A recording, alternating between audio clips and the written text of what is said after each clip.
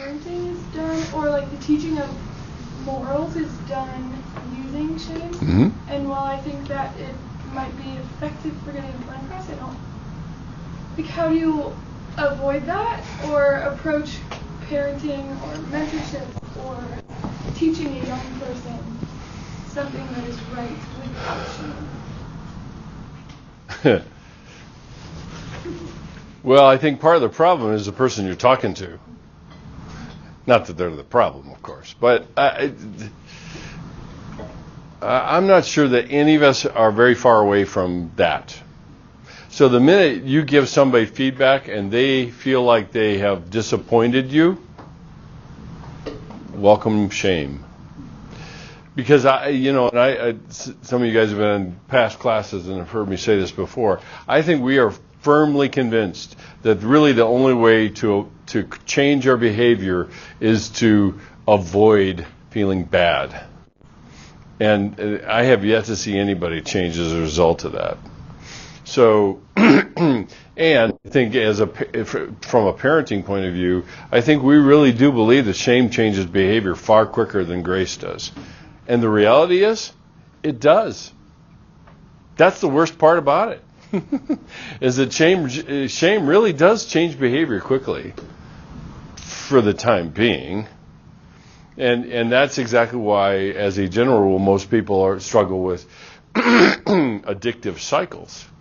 Because shame, they feel, they blow it, whatever the blowing of it is, and they blow it, and then they feel bad, and they kind of pile on all the shame, and they feel bad enough that it kind of paralyzes them and kind of slows them down, and they say, I'll never do that again, which is the worst words to ever use, because of course they know and everybody else knows they will.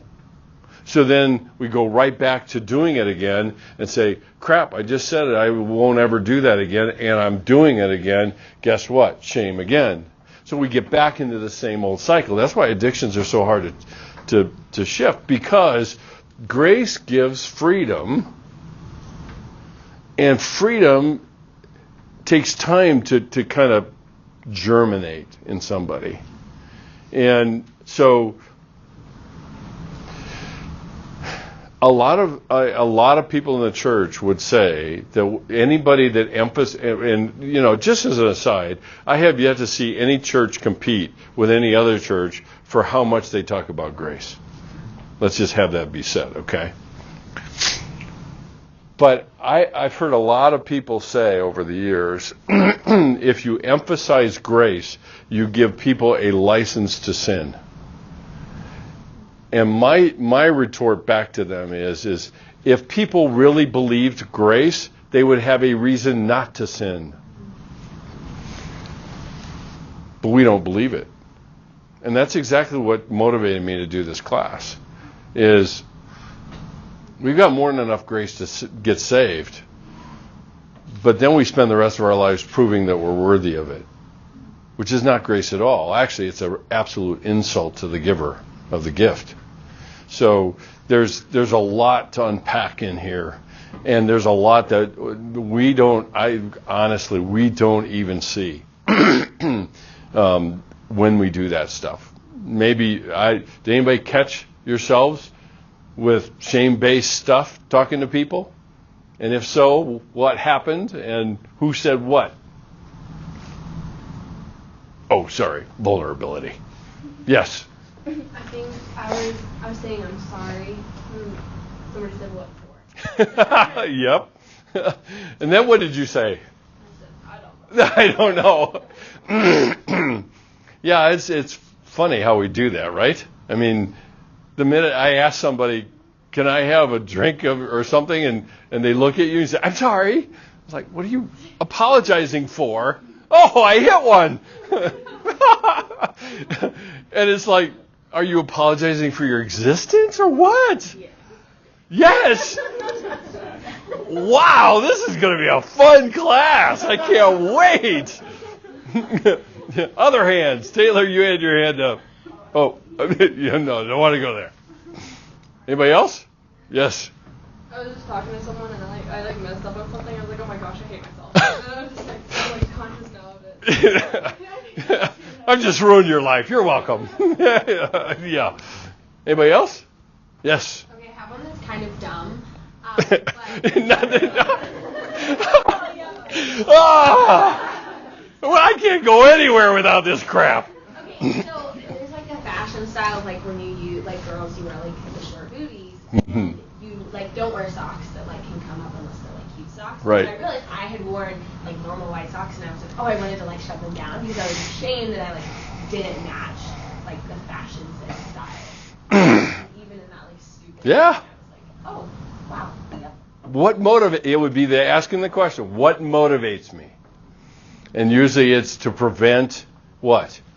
It goes bigger than just fashion style. Why are people so fashion conscious? Connection. What we fear is disconnection. Yeah.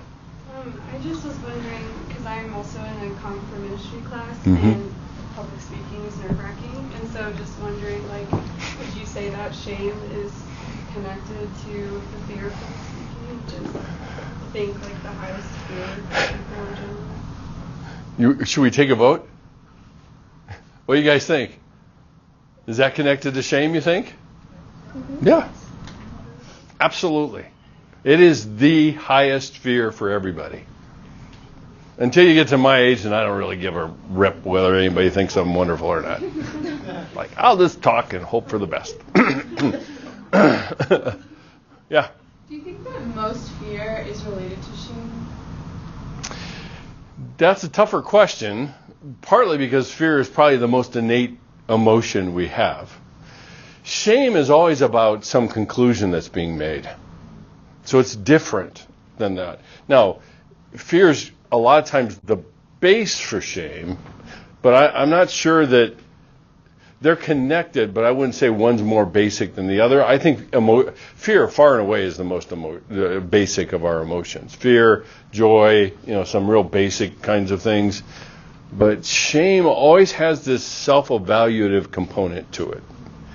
And that's where, and usually the evaluation is not terribly creative. It's always the same. It's it's that question.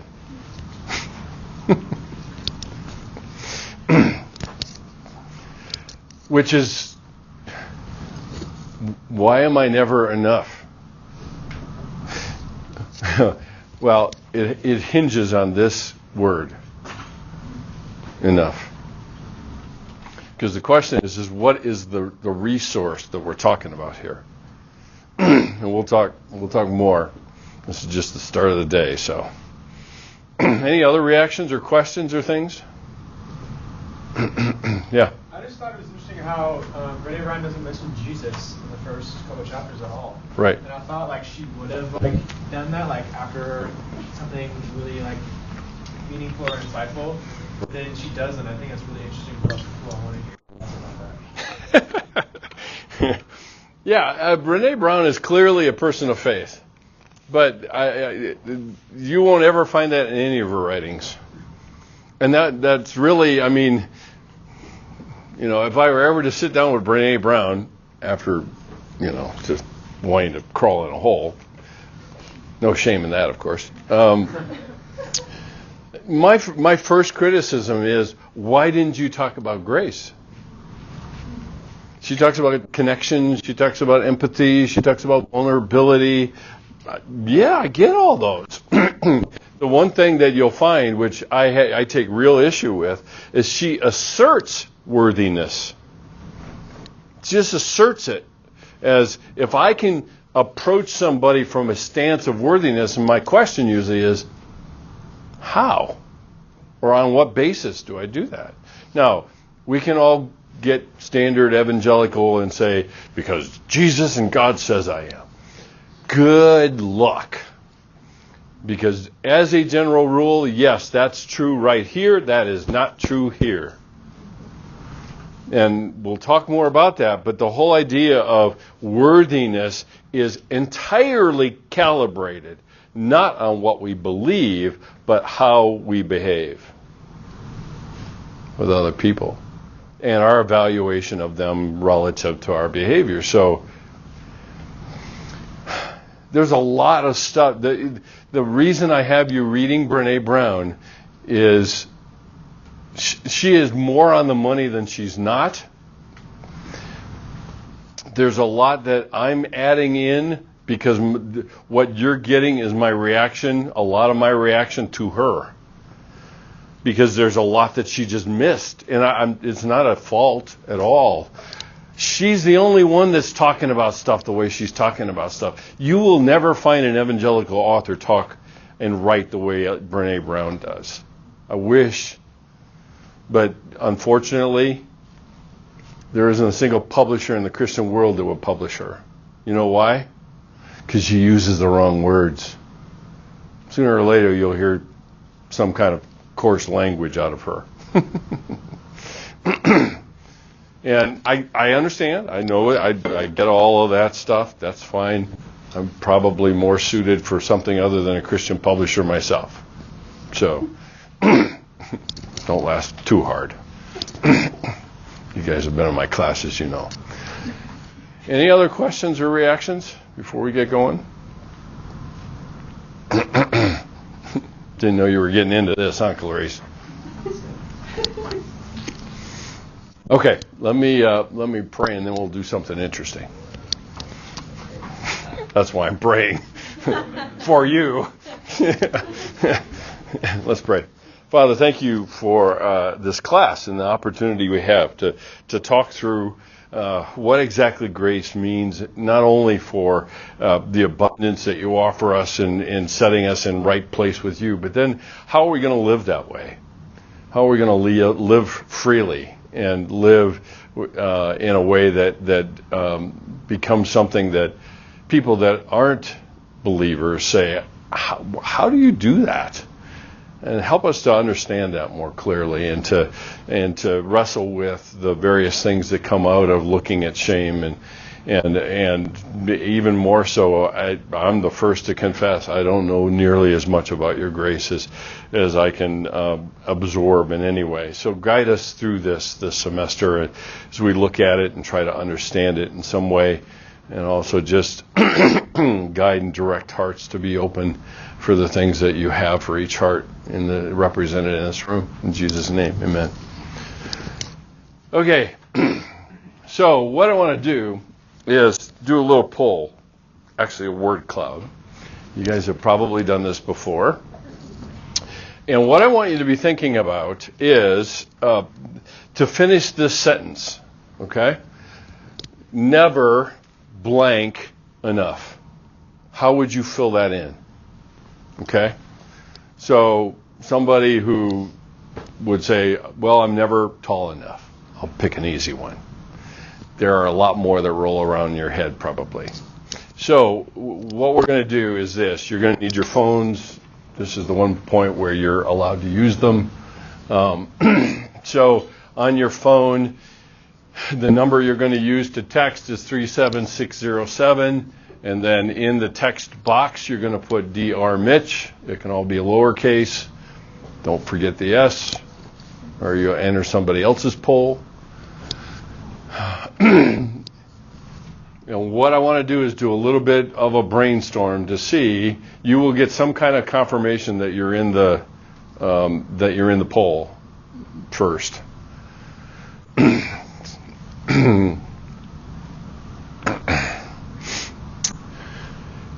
And we'll take a look and see what is represented in a class like this.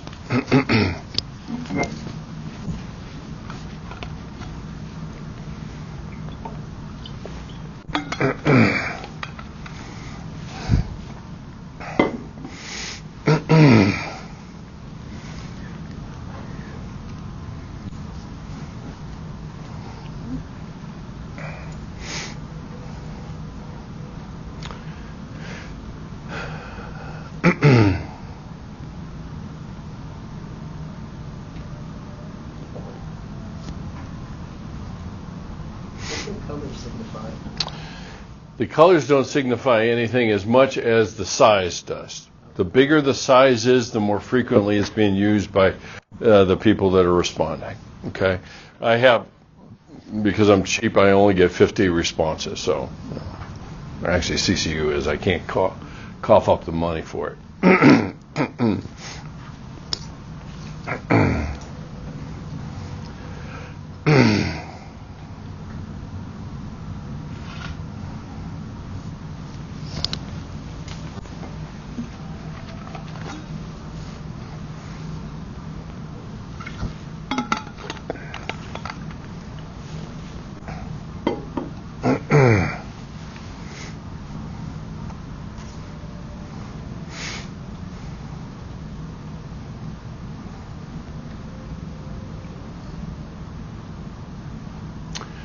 All right, we probably have reached our limit.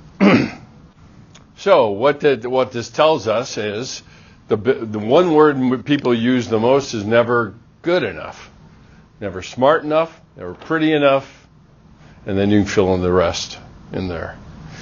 Now, when you guys see that, what's your reaction? How do you define good, smart, pretty? That would certainly be important, right?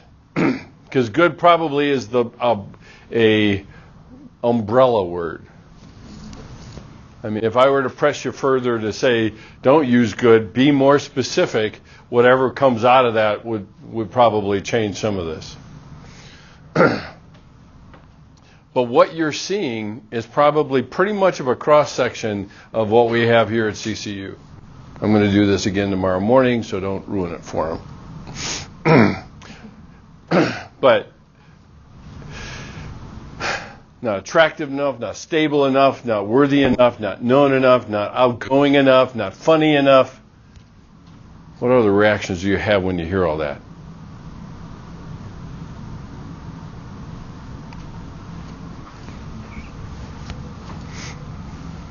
Yeah. I think it's interesting with good that, like in Genesis 1, it said like God said that creation was good, and yet all we hear is that we're bad, and that's the basics of who we are, and right. we're both good and bad in other senses, but yeah, that's something. Yeah. Yeah, it's funny how developmentally regressive we tend to be. So if I'm not behaving right, I'm wrong. If I'm not behaving good, notice what happens. I'm not behaving good, I don't say I'm behaving badly. If I'm not behaving good, I'm bad.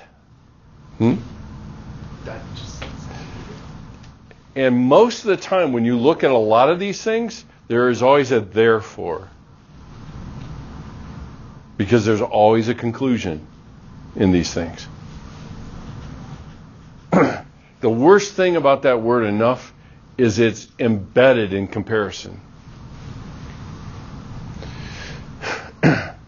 I think intellectually we all know that will I ever be good enough?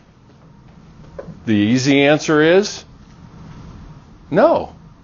Why? Because the standard is always floating up. The standard's always floating up. It never floats down.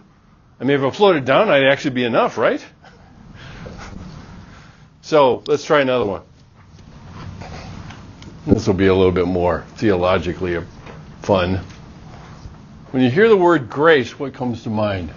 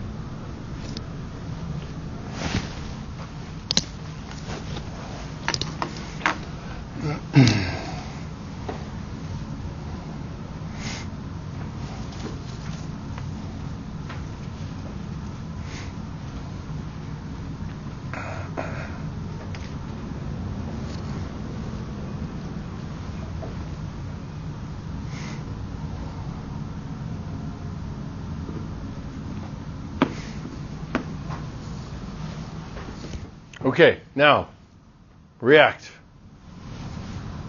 Late bloomer here somewhere. React. What stands out when you see this list and you see the word grace? What do you think of? How do you react to it? Yeah. Stress and frustration Mm-hmm. and depravity is kind of just like the complete opposite of what it's supposed to bring you. Yeah, I think that all of us like identify with that, even though it's like the complete opposite. It doesn't. They stand out as being opposite, right? Yeah, it's true. It's true. What else? What else catches your attention about this list?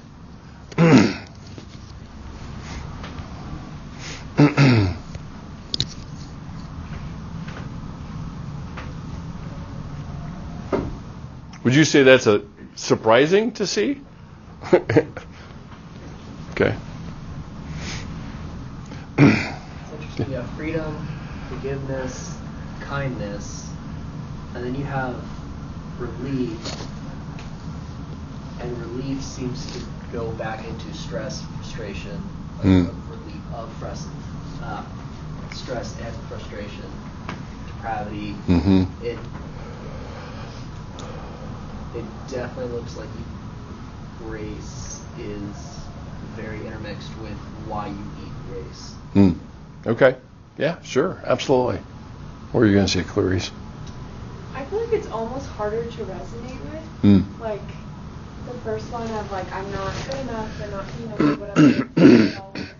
I don't need it. Like yeah, like I get that, like me too. And like it feels good to not be alone in that. But then like with this, it's like almost hard to grasp. Like it feels too good to be true. It's too good to be true. Yeah.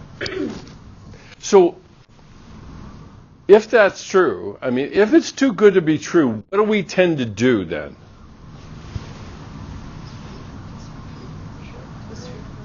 Beg your pardon? But just if you reject grace, then you're left with the consequences of why you needed grace, which would be shame. Well, that's a pretty good guess. Yes, I mean, all of that is true, but I think there's something we do, because grace, I think everybody would agree, right? The whole idea of a great, amazing grace. I mean, you look at the words in that song, and it's laced with shame. What an awful, what am I? Anybody know? Wretch. A wretch. It's oh good. I feel so much better. So if grace is too good to be true, what is our response? I think we try to close the gap between like what we think we are and what we should be. So we try to get closer so that we can accept the grace that closes the more manageable gap. Okay. Yeah. So how do we close the gap? We try to be better. We try to be good. We try to be better. So we build a ladder. We build a ladder. So grace is way up there. It's too good to be true. It's been offered to me, so I'll build a ladder to get there. And who got accused of building ladders to God? Pharisees. And it wasn't because Jesus wanted to bust their chops all the time. It was because Jesus loved them. They had given up on grace and said, well, I'll just make God approachable so I can do the things that are necessary. This is not, listen, when we're talking about grace, we are not talking about do whatever you want. This is not about license. It has nothing to do with that.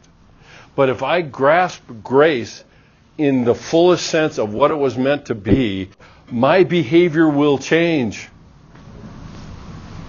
But because it takes time and it takes growing, we want to microwave our growth. Okay, let's try one more. 3 guesses and 2 don't count what this one will be. Here we go. When you think of the word shame, what do you think of?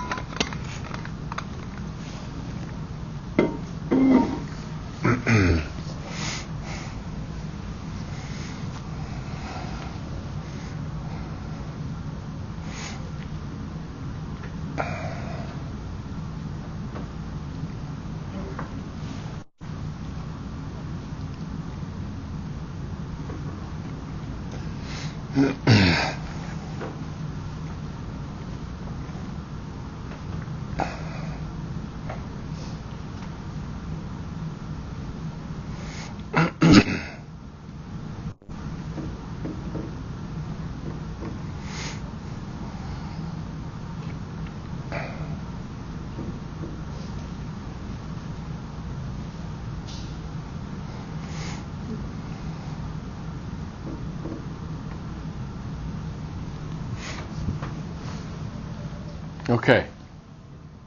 Any surprises in here? Beg your pardon? There are more big ones, so more people have used the same word over again. Yeah. What else? Anything else surprise you or grab your attention about this list? Yeah. Comfortable. Say more. Why does it surprise you?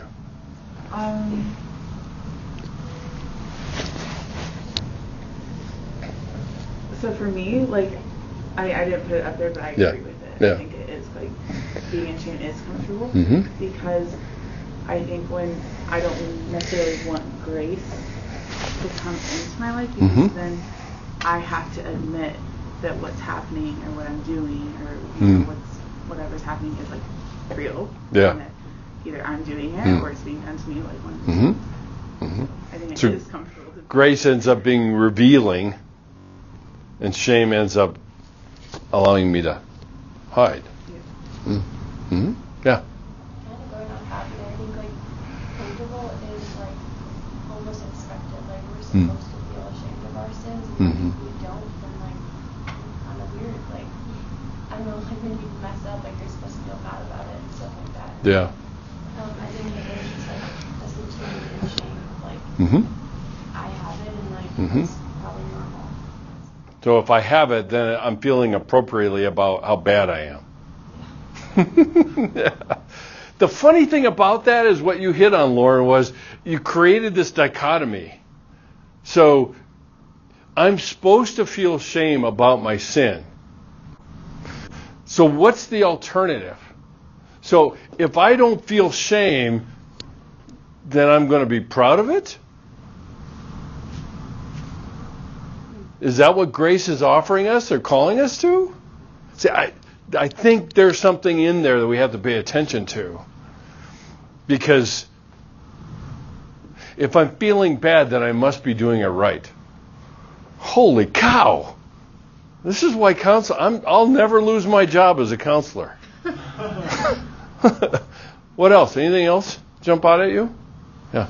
I think it's interesting because whenever I'm like, obviously there's a decent amount of people who put identity, and like in media lately, and like just mental health like advocacy, it's like I am not my depression. Like so, are people saying like I am shame, like I have shame, or like you just have it in general? Because it's one thing of claiming it as your name, of like I'm shame, or I have it. Yeah. Right. And I think that probably took two different swings in this class. Oh yeah. To see how that kind of expands. Yeah, because that one caught my attention too. You know why?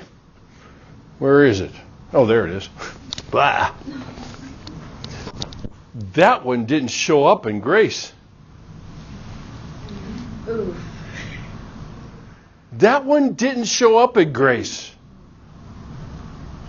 Now something is jacked up somewhere in Naptown.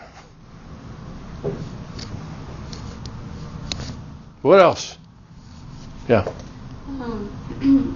Somebody had said alone, and when we're talking about shame, we have like, oh, well, this is what we should be feeling about our feelings, and it's almost like a false camaraderie because it's like we're trying to take company, but really, like at the end of the day, when you have shame, you just feel alone. You don't feel that camaraderie that you feel like everyone else has shame, but it's not necessarily sharing it. Yeah, that's true. It's very true. Shame is always isolating. I mean, what I thought of as you were talking, Amanda, it was like misery loves company. What else? Other reactions to this list? Yeah, Jason. I just think it like goes to the mind of like how much more I should desire. Sorry, I couldn't help myself. And like how much as a culture like we should desire Jesus more, because if we're walking through all of this and yet we don't even talk about it, how much more help do you think we need in order to remotely grow from any of this? And it's just a hard realization about that. You know, the funny thing about what you said is Jesus is a lot safer than other people. Maybe it's saying something that we need each other more. Yeah, Jesus, I got to say that here. But what about Jesus with skin on? Because the one thing, if you've been doing any of the reading already, as jarring as it is, it's all about disconnection or connection. It's not only with Jesus, it's also with others, and it's also with me. So we're suffering three different kinds of disconnection. I can engage the object of Jesus, and I can even engage the object of you. You're safer that way. But when I start engaging and I might add, the object of me. Because if I see myself as functional and useful to people, I am a tool and an object. I am not a person. The whole thing changes when I start talking about the person of Jesus, the person of others, and the person of me. See, this stuff shoots through every class you will take. Everywhere. If you're in human sexuality, Merry Christmas.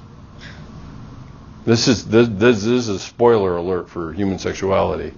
The same way with anything else that we're talking about in psychology. Why? Because it is at the base of our hearts.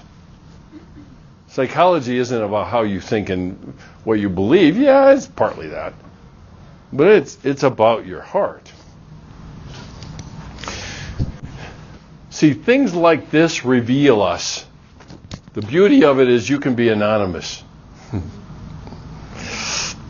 And the beauty of it is you can see what others are thinking and saying.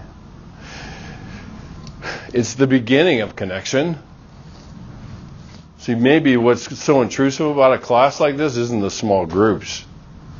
Yeah, most of you would say that I'm nuts, but whatever. It might be more the connection of you with you. Because our biggest problem isn't giving grace to anybody else. That's not our biggest problem. I think most of you are just profoundly gracious people. Just not with who you look in the mirror. So, moving on. I have more. I thought this quote was an interesting one. Whether true or not, that thought of not enough occurs to us automatically before we even think to question or examine it. We spend most of the hours and the days of our lives hearing, explaining, complaining, or worrying about what we don't have enough of. Of course, this is somebody who was talking about money, so it's a limited resource. Interestingly enough, that's also true in our social relationships too, right? one of the biggest fears I've heard a lot of people say is I'm afraid when I display my emotions or I talk about them, this is where it changes. I just had a conversation with somebody today that reminded me of this. Is that we talk about never being good enough, never being enough, blah, blah, blah. But then when we have all of these emotions that we can't contain, then we start worrying about being too much. Being too much. So we have to talk about the problem that Brené Brown brings to our attention is scarcity. I added scarcity versus abundance. It brings into stark contrast Jesus' promise to us that I came so you would have life and have it abundantly. Now that brings a whole different level of understanding about what we're talking about here. Because the issue of scarcity is always compared to something. So whether it's others, whether it's what you hold out as your ideal self, who you should be, that's where the should word comes in, or the past, how it used to be, things were so much better then. And just like I said a minute ago, it's always a floating standard. I forget, one of the self-made millionaires at that time in this oil business, I think it was John Paul Getty or a Rockefeller, and somebody yelled out from the crowd of reporters, is how much is enough? And he said, just a little more. It was very profound, actually, because that's at the heart of us, really. I mean, you read Ecclesiastes, and the writer of Ecclesiastes says, the eye can never see enough. It always wants more. And there's so much a part of this, and so why am I never enough? Because I'm constantly looking at it from a scarcity point of view. Whatever it is I'm after, there's never enough of it. So, where does this all come from? We live in a shame-prone culture. The one thing I added in here, and again, I'm kind of reviewing a little bit from what Brené Brown mentioned, but I'm adding some stuff, is the idea of scarcity lives well in shame-prone cultures. I added in externally and internally, because you have an internal culture. My challenge to you is watch your behavior and make your own conclusions about what your internal culture is. It's not. The problem is that when you ask somebody what they think, they will tell you what they believe, but you will not know what they really believe. If you want to know what they really believe, watch their behavior. Behavior with others and behavior with me. The thing is, my internal commentary, you will never know. It is mine and mine alone. I will never tell you it. The challenge of vulnerability is bringing that out. And we got a lot more to talk about in kind of building blocks, because when Brené Brown talks about vulnerability, there's a lot there. There's a lot to talk about, but there is a more profound issue embedded in that, and that's the issue of control. Because why is small groups so threatening? Because you can't control what other people think, particularly people you don't know. That's why they're a threat.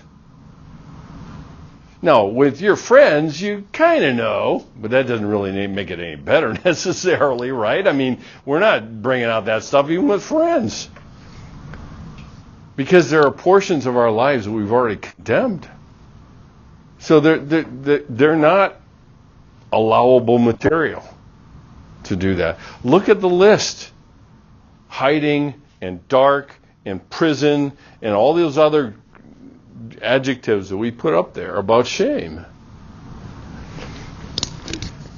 So social media obviously doesn't help. Social media thrives on comparison. I'm sure many of you have seen the meme about social media, is that we look at everybody's highlight reel and then live our own real lives, or compare our real lives to their highlight reel. Social media does that, and that's contaminated our interactions, not only with each other, because again, we're doing those comparisons, and comparisons have been so embedded in us we don't even notice them anymore. Now, with a class like this, it's going to make you reasonably uncomfortable noticing all the comparisons you do. But comparisons has nothing to do with grace. It has nothing to do with grace. It has everything to do with law.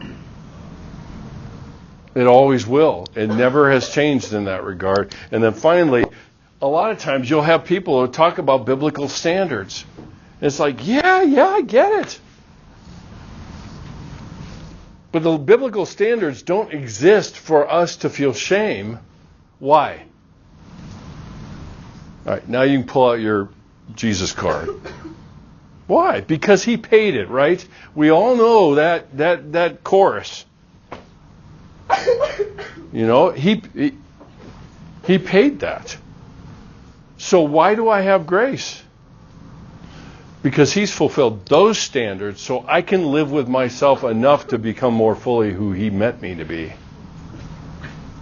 You okay? I didn't think I was that entertaining, but I brought her to tears. Okay. We'll get the external. This happens like almost every class. I'm like still getting over these. Oh, okay. Okay. See what effect I have on people?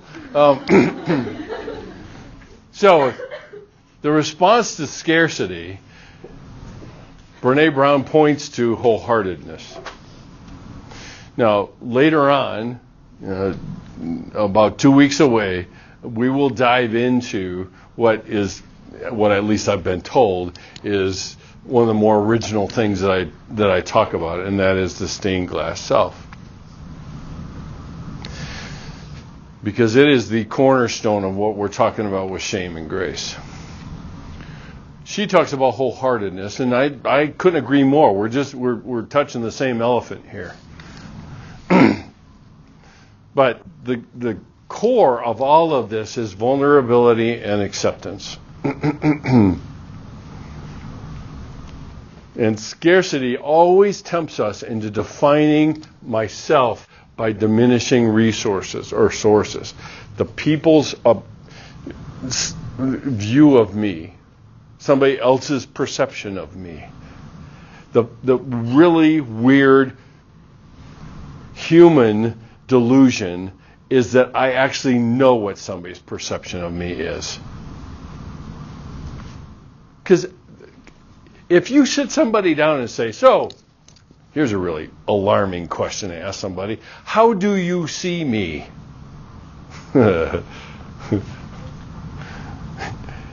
One, you won't get a straight answer. And if you do, you'll probably get offended.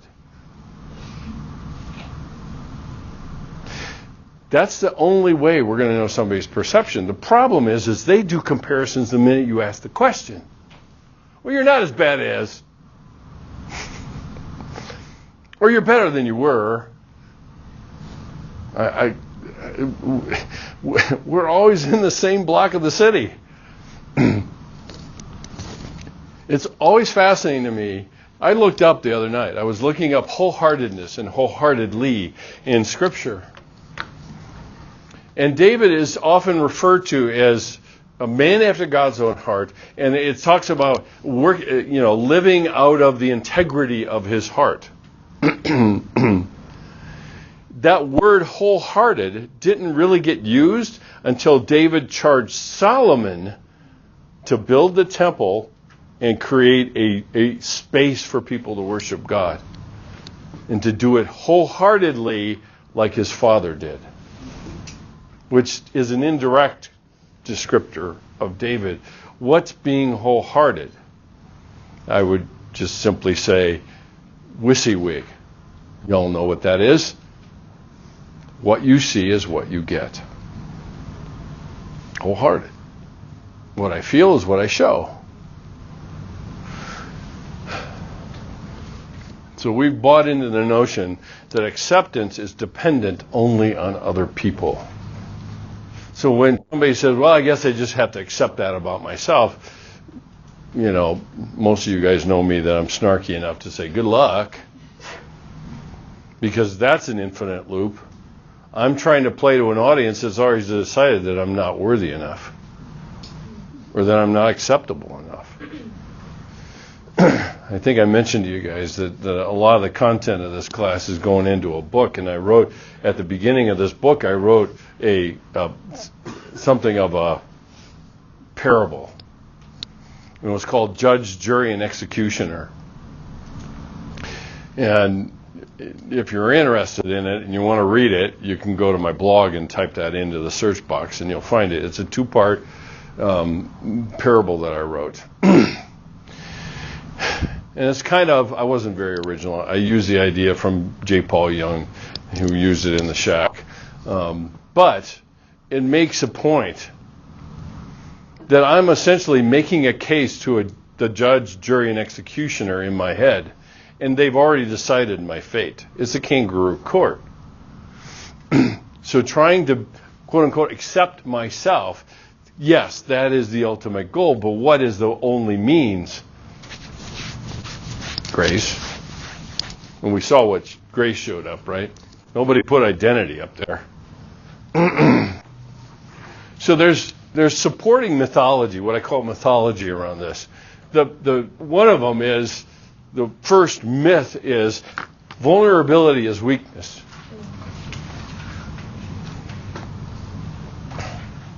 Which means, a little bit like what we mentioned a minute ago, is that if vulnerability is weakness, then I will at all costs avoid it because I don't want to appear weak, 1, or feel weak, 2. So it covers all the bases. It gets everybody outside and it gets everything inside.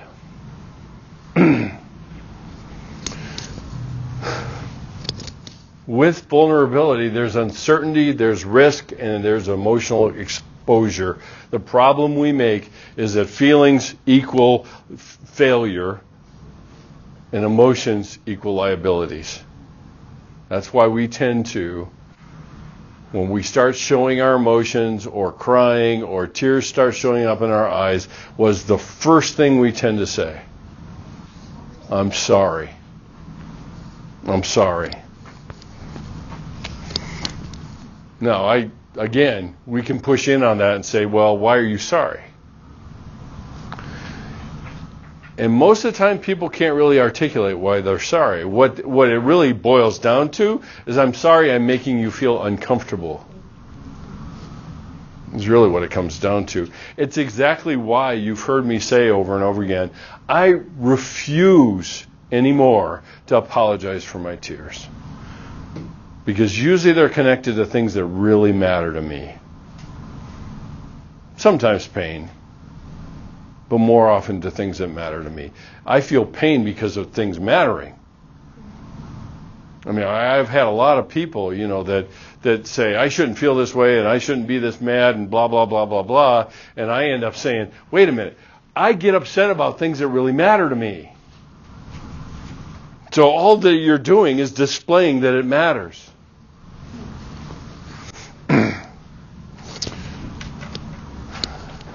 So when she says about vulnerability, it sounds like the truth, but it feels like courage. Let's be really clear what courage is. Courage is not heroism. Courage is speaking from one's heart. The center of that word courage comes from the Latin cor, which is where we get the word cardiac. If you're from Idaho, Coeur d'Alene. Cœur is the French derivation of the Latin word heart. We have, in a sense, reduced it down to heroism. But the reality is when somebody is heroic, what moves them? Their heart for the other person. I mean, most of the time, heroes, you say, that was heroic, and this, what are you talking about? The person needed help. So, it sounds like the truth, and it feels like courage. Far from being an effective shield, the illusion of invulnerability undermines the very response that would have supplied genuine protection. Invulnerability, the illusion of it is it creates less protection rather than more. That's the upside down nature of it. It's like carrying around a 20-ton shield. It protects us. I mean, it creates this illusion, but it may not necessarily protect us. So the crux of this problem is vulnerability is courage in you and inadequacy in me. I'm drawn to your vulnerability, but I'm repelled by mine. Now, what I want you to notice as we go through these things is time and time again we put ourselves in what in psychology we refer to as a double bind. No matter which way I go, I lose. I have a problem. I face something I don't want to face. But time and again, the problem is this, is we are more than happy to see somebody else be vulnerable, and we'll say, yay, Rob, go for it. Just don't ask me to. The thing is that the person who's being vulnerable is feeling that. Is feeling like I'm admitting my inadequacy. But see, that's the stuff of connection. Because somebody in one of the whatever the groups that you're in is silently or overtly saying, yeah, me too. I feel that way I feel just like that. And suddenly we're what? Are we isolated? Shame isolates, right? Which means vulnerability is probably the most powerful weapon we have against shame. Which means we also do this. Which somebody put in that list, stuck. That's what this is describing. The second one is, I don't do vulnerability.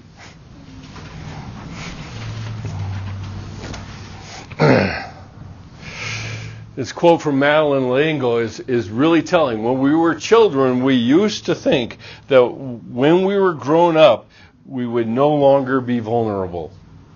But to grow up is to accept vulnerability. To be alive is to be vulnerable. And we spend a lot of our lives trying to make sure we don't ever feel alive.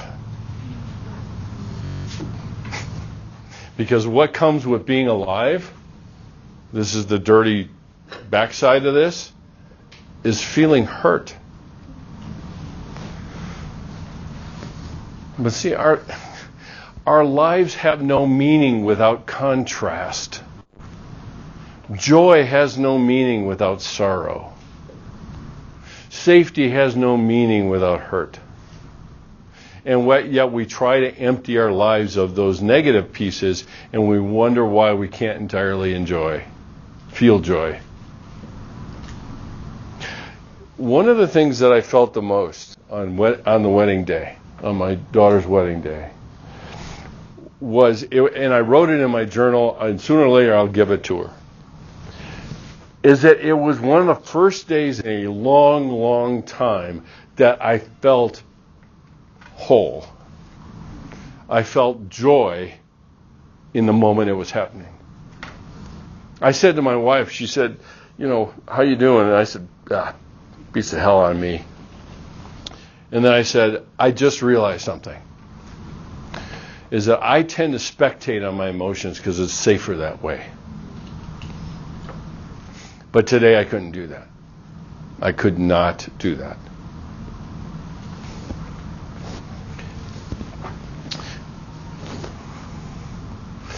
You know, sometimes I hate photographers. Because I went up to the bride's room and they opened the door and I looked at my daughter and the photograph is going bananas and I'm just turning into a quivering mess of just puddles or whatever. And it happened again. We did the dad-daughter dance. But I'll tell you something. In memory, I will look back at that day and say, I was all there. I was all there. I was wholehearted. And unfortunately, it took the situation to do that. I work all the time to be fully present. Why do you think I'm as vulnerable as I am with y'all? I'm borrowing from my Louisiana kin now. For that very reason. It's just an invitation. Might be a really uncomfortable one, but tough toenails. You may do vulnerability, but it will do us. It will do us. Here's one more. We got a couple more. Vulnerability is letting it all hang out. This is people's best excuse. I'm not going to be vulnerable. You expect me to talk to somebody about everything in my closet? No. No. Vulnerability is based on good boundaries and mutuality. Not everybody is worthy of your vulnerability. You have a right, and we'll talk about this later. You have a right, because you've been called to guard your own heart. You have a right to choose who you are vulnerable with. And they should be able to demonstrate to you that they're worthy of that vulnerability. Not everybody is. Not everybody is. Just because they're a Christian doesn't make them safe.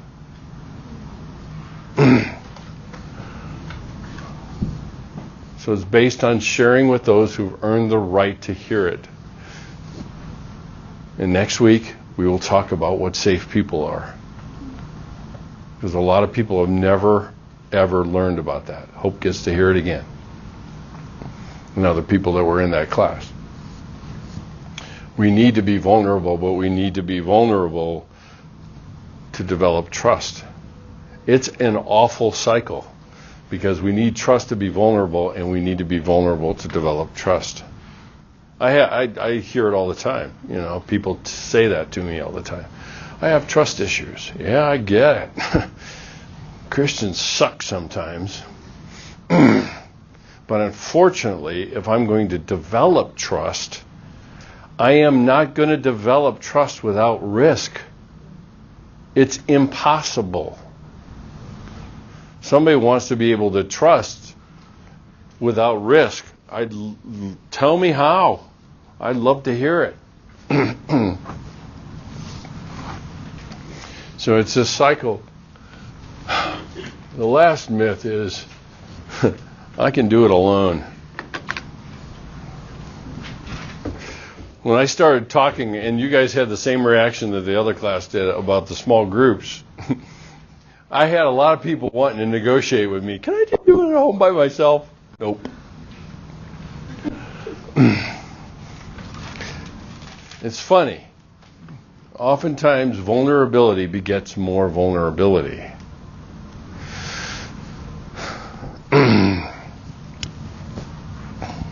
Courage, speaking from the heart, is contagious. And I've seen it over and over again. I have led groups for multiple decades. And all it takes is one person having the courage, as defined here, having the courage to be vulnerable, and before too long, everybody's joining them. And at that point, the group becomes the community God intended us to be. At that point.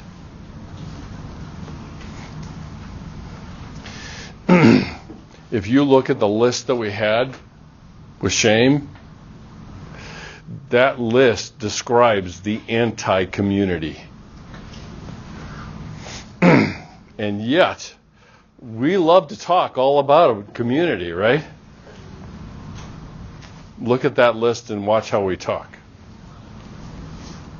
Now, I'm not saying that to diss CCU or to insult it at all, because most Christian communities are that way. We're just a microcosm of the larger one. On occasion, you will find a place like that. And once you find it, it's really key, because once you taste that, hopefully you will taste it in your small groups. But once you taste that, you will have half a shot at inviting other people to that land, because you've kind of seen what it takes. You got this stuff. You want to blow up a group, be vulnerable. Irrespective of whether you know the people or not. Why are you being vulnerable anyway? It's not for them. It's for you to regain your heart. Don't miss that point. We approach vulnerability as if it's a weapon or a tool to be able to get people to do something for us, and now we're back to objectifying people all over again. But why am I, just like I told you just a minute ago, why am I vulnerable? One, it's a value. Two, it's for me. And what does it do? It invites other people to join. Alarmingly so. It's funny because these ways that, happen in the classes that I teach, and I always have journals in them in one form or another, and sooner or later, because of just who I am and the stories I tell on myself. And the next week's journal, something changes, because people say, oh, if you can do that, maybe I can do that. And then we get closer to what God intended. Because if I can live in grace with myself, then I have the freedom to be who I am, which invites you to do that too. Doesn't mean you have to. The one thing I would have you do, by the way, because we're still 3 weeks away from the group starting, so, is if you have a moment and you're thinking about it, write down how you will sabotage the benefit of the group, because you know what your strategies are. Margot mentioned that last time, being afraid that I'll walk away and not get anything out of it. You know all that you do. Write it down now. It's one of the most annoying assignments I ever give to families when I work with them. At the end of the session, I say, we've talked about some great stuff. How will you sabotage it in the week ahead? And they look at you like, are you predicting something? It's like, no, I know humanity. So start thinking. All right, I'm going to end. Any questions? Any reactions? I'll ask again, but might as well give it a shot at the end. My old habits die hard. Okay, see ya.